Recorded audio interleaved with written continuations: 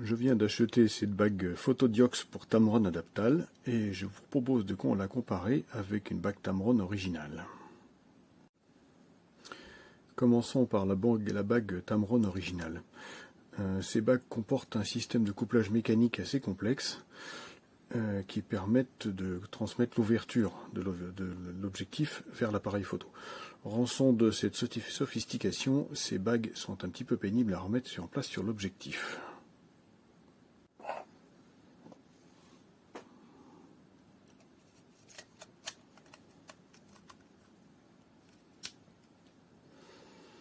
Voilà, et on termine en mettant les petits ergots de couplage qui vont donner la bonne ouverture. Donc là maintenant, quand je suis à bien f5.6, je suis à f5.6 ici. Sur les appareils Reflex Nikon de haut de gamme, il y a un petit ergot ici qui tourne, on voit à peine là, et cet ergot qui tourne transmet l'ouverture de l'objectif manuel.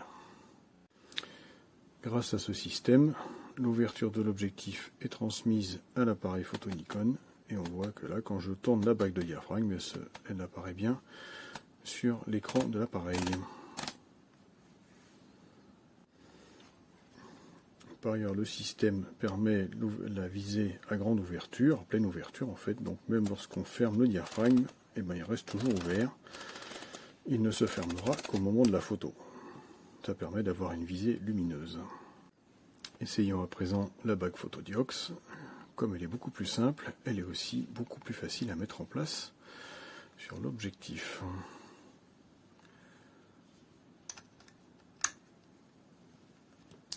Et voilà.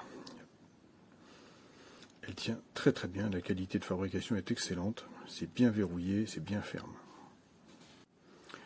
Dans les menus de l'appareil, j'ai rentré les valeurs de base de l'objectif, donc l'appareil connaît au moins la longueur focale et l'ouverture maximale. Et donc il affiche bien l'ouverture maximale sur son petit écran, mais en revanche, en fait, quand je tourne la bague de diaphragme, il ne se passe rien, il ne reconnaît pas l'ouverture réelle. De plus, quand on ferme le diaphragme, on voit qu'il se ferme immédiatement. C'est ce qu'on appelle la visée à ouverture réelle. Le résultat, c'est que dans le viseur, l'image s'assombrit beaucoup lorsqu'on dépasse la limite de f8 ou f11 au maximum. Cependant, l'exposition sera correcte parce que même si l'appareil ne reconnaît pas le diaphragme, il voit bien que la lumière change dans l'objectif et donc il s'adapte. Donc là, je suis à f16 et il a remarqué qu'il n'y a plus beaucoup de lumière. Si je le remets à grande ouverture f2.5, on est à un 125e. Donc l'exposition en fait sera correcte. Au bilan, cette bague Photodiox est d'excellente qualité. Elle est impeccable dès lors qu'on veut travailler à diaphragme réel, soit avec un objectif à grande ouverture, soit avec le célèbre 500 mm Tamron catédioptrique, qui n'a pas de diaphragme, donc de toute façon le couplage diaphragme n'a aucun intérêt. Et donc elle remplace très bien une bague adaptale d'origine dans ces usages-là. Si on veut pouvoir utiliser commodément les petites ouvertures, il vaut mieux acheter une adaptale d'origine, d'occasion. Malheureusement c'est cher et c'est pas facile à trouver. Ew, you're peeing on my hand. Unless if that's water. Oh, yep, it's water. There we go.